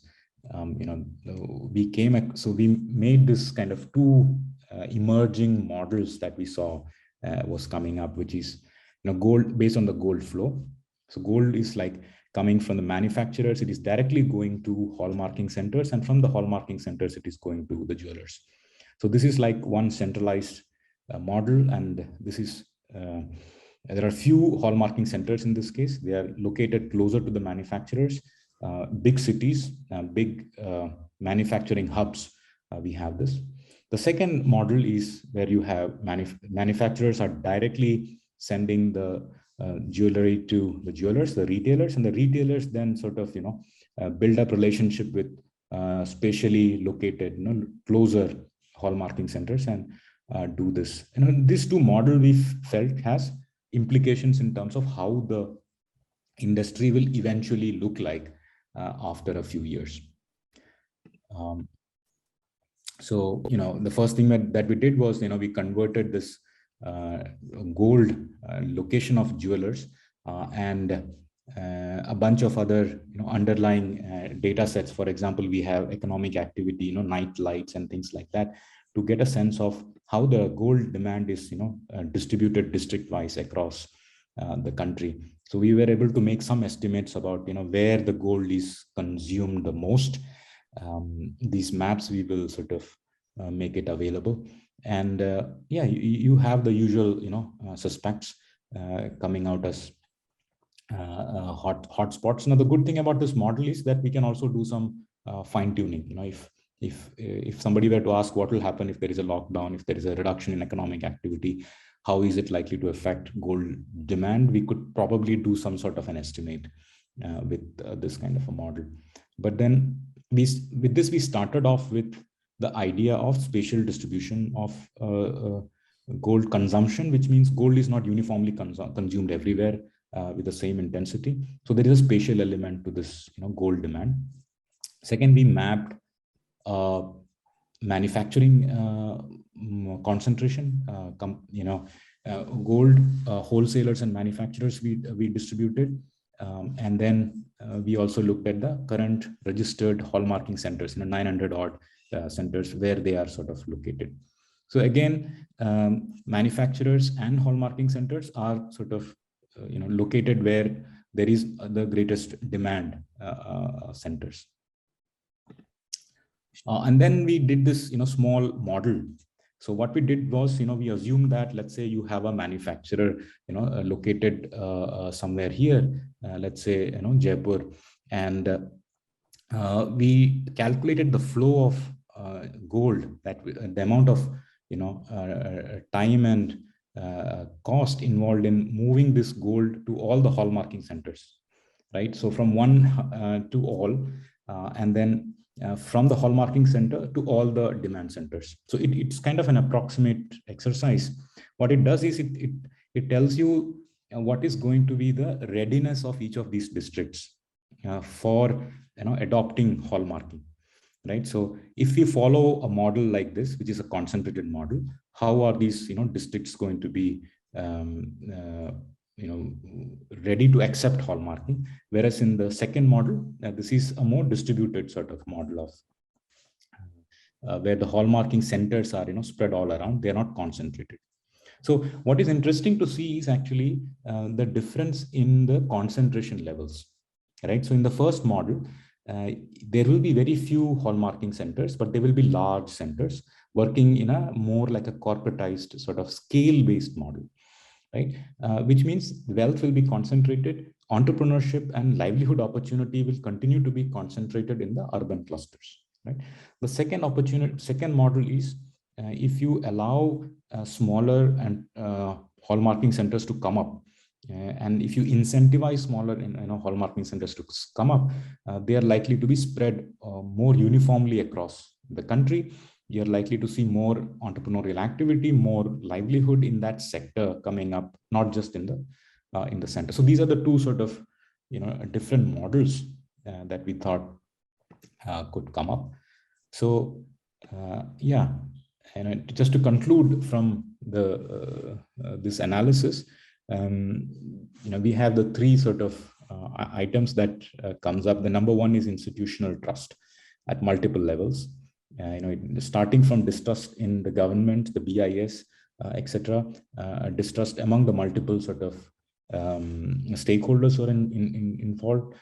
The level of misinformation about the rules and laws, which was prevalent even among jewelers, we were quite surprised.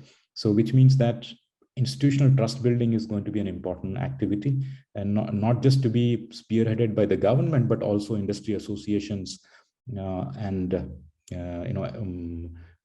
jewelers and hallmarking agencies themselves will have to do some work to curtail misinformation and let people know what exactly is because there is also some degree of fear, and there are some cases of somebody getting arrested, and that gets viral or around in the WhatsApp groups of association members and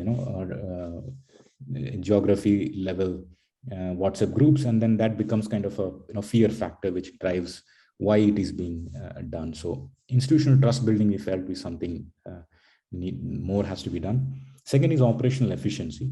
So operational efficiency it's a new process now. You are actually plugging in a set of activities into an existing workflow, which basically increases the friction. It has implications on the throughput of the value chain, and it can impact different participants differently. Especially the smaller ones would be impacted more adversely, who cannot sort of automate fast and keep up the pace. So that is another important aspect of hallmarking rollout. And finally, what kind of model, if the government at all wants to incentivize, if you want to give tax breaks and subsidies to smaller ones, or would you like to, it can create a difference in terms of distribution of wealth and entrepreneurship beyond urban centers, beyond the current manufacturing hubs.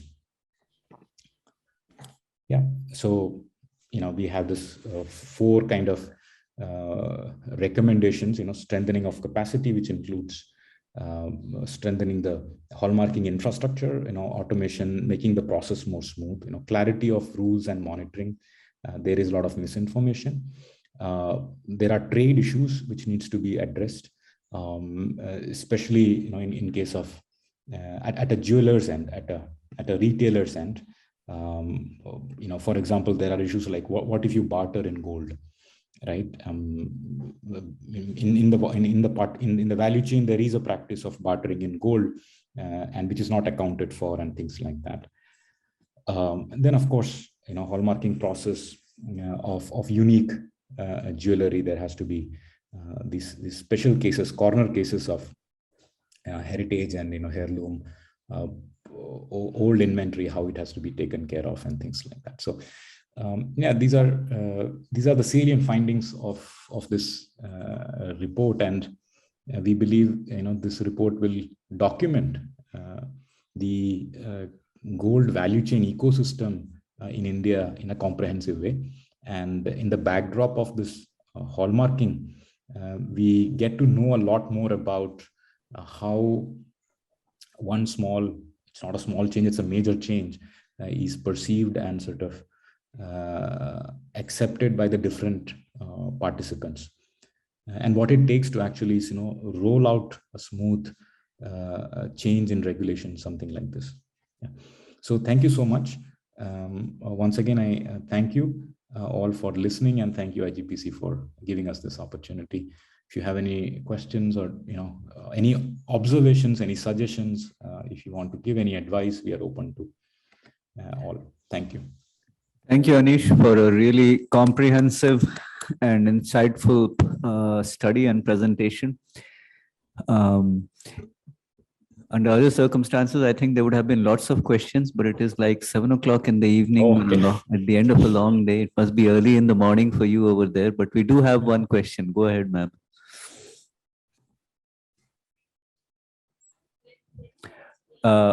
Can you get a mic, please?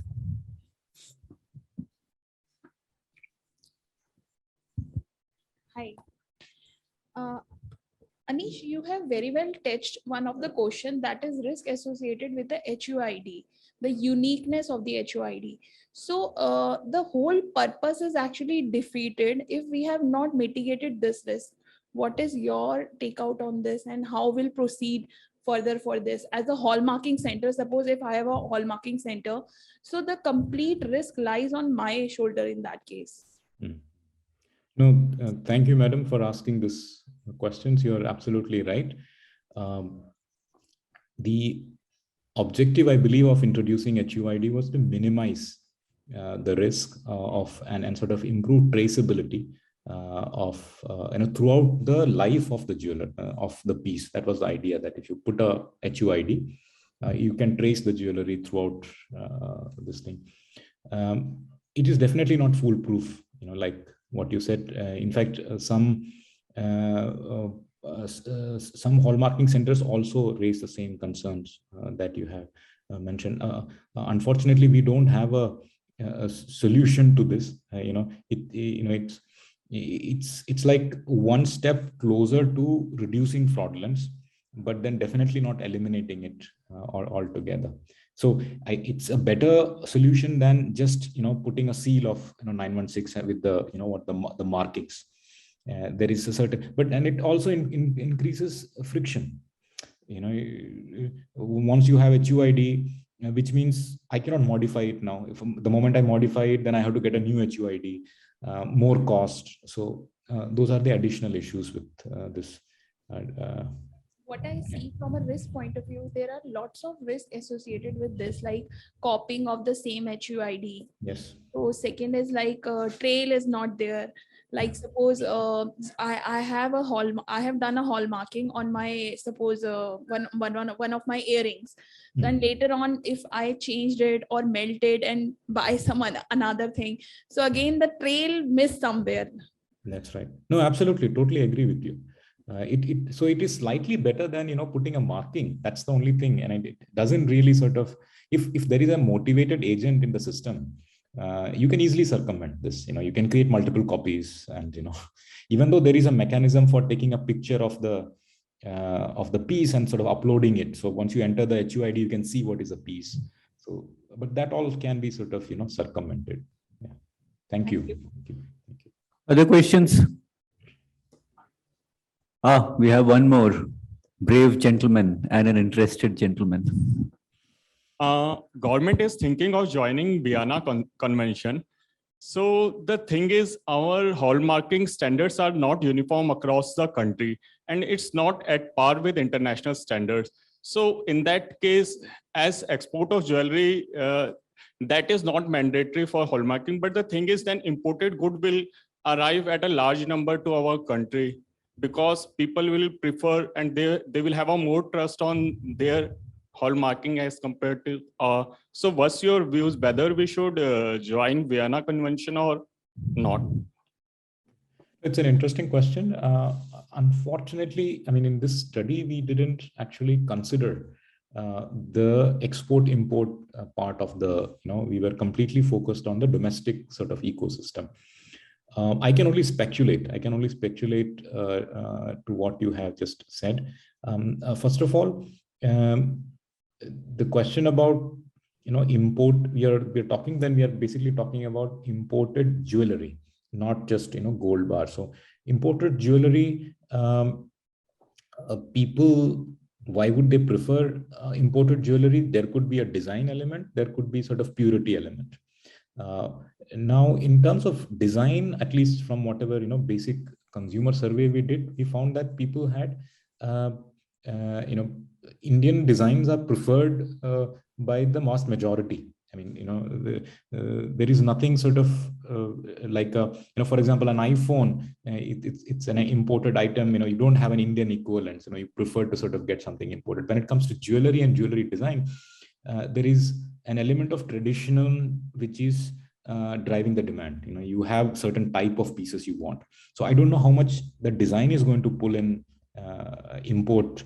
Then the second question is obviously purity. Would I trust purity more than this thing? Today, I think there is a very high degree of trust in the 916 ecosystem, especially from the large Indian brands.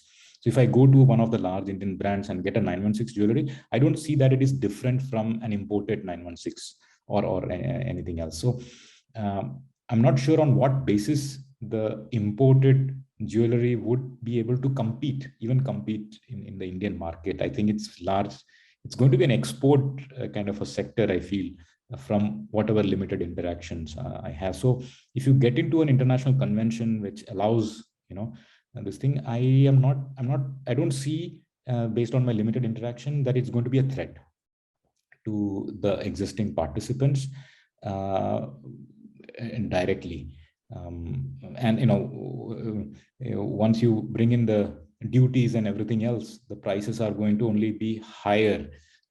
So even on that front, I'm not able to see anything problematic at this point. But that's also because of my limited understanding of the sector. But if we sign the agreement and we ratified in our parliament, then their standard authority, they will come over here, they will see what our labs has a standard. So most of the labs will not able to function at all, because it's also positive for us also, because here, because being a signatory, then we have to follow their rules and obligations. So our lab has to be at per their mark, or they will come to our country and they will see all the infrastructure, testing facilities, our machines, whether it has that much standard or not. So that is positive also. But because DOC has sought inputs from industry bodies regarding this, they are thinking of signing Vienna Convention. So being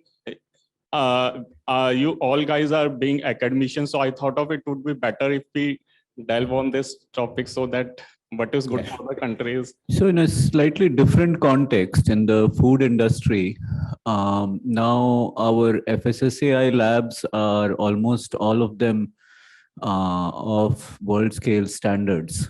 And when a particular food item is certified and packaged in India and tested by those labs, they are okay. So I would like to think that if not today, at least in the reasonable short time frame, one is able to proceed in that direction. The question I would ask is, from the industry perspective, how much of a dislocation might happen if it is done too quickly? And what would be the right time to do it? So when should it be done rather than if? And what are the different sets of actions that one would need to take so that the hallmarking facilities and the standards that one is supposed to conform to are there in place? Now, if one buys the assumption that there is a certain level of organized jewelry, 40%, let's say, or 45%, and there's another 20-25% that's moving in that direction, then perhaps we are not very far off. The downside, of course, is that people who are below a certain scale, right, who are below a certain scale and are not able to get onto this certification quality hallmarking bandwagon, they will fall off the wayside. So to go back to one of the presentations that was made by Bala, for example, about Madurai, so those 20 out of the 27 are clearly going to fall off this wayside. It's not certain that all of the 7 out of the 27 will come up, but some of them might, if they're able to make the right moves. Other questions, comments? Hi, Anish. This is Dilip here from Malabar. I think, Professor, you covered the question which I actually wanted to ask. What I could see is, I'm also a part of the vendor management for the Malabar group. So for the past few months, I've been traveling around visiting the vendors. When I say the manufacturers who sell us the jewelry. Okay, so there've been many vendors who have gone off the list because of this new hallmarking system which has come in, and they've been one of the best manufacturers in India. The reason asked, they have been told, they've been telling us a few difficulties which they are facing. The turnaround time is too high, and all these things. And then we are, as an organized player, we are losing out with beautiful designs made by them. So that's something which we need to be addressed, because not that they don't want to get into the league, but it's not practically possible as of now. So that makes a real a chain of retailer lose some good collections. That's what as far as Malabar is concerned, we've been facing for a few months now. Interesting. I totally agree. Totally agree.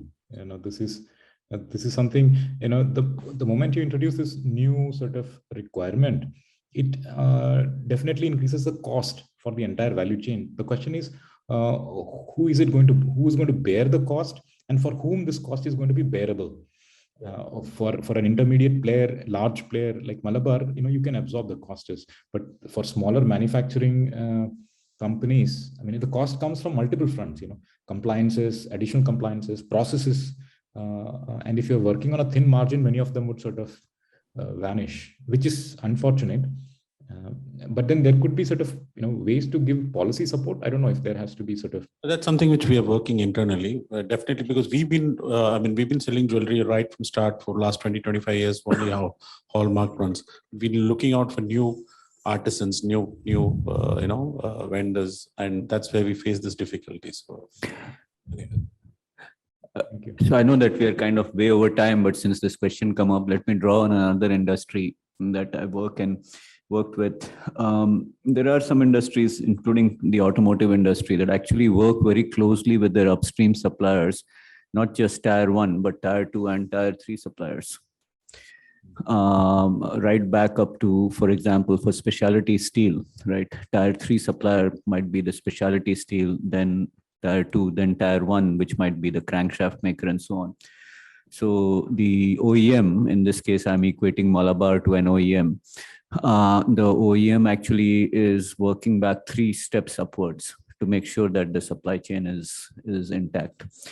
I don't think that is the case in the gold industry, but the way things are moving, some of the leaders in the industry would probably need to start thinking along those dimensions to be able to reach a stage where they have the variety on the designs that they are talking about, and the quality and the scale. So, yeah. Other questions? Comments? Yeah, regarding the correctness of purity. साहब आप हमको अब खाना खाने से रोक रहे हैं. Please continue. I'm just joking. Correctness of purity certified by the Hallmarking Center. Some survey might, takes place by BIS from time to time. Any statistics or any survey result of that? How many of the Hallmarking centers have been compliant out of the total sample? Because earlier I understand there were a large number of Hallmarking centers who were not compliant. So, but hopefully with the HUID, hopefully this number should improve and they will be better off. But I don't know what is the current status. Anish?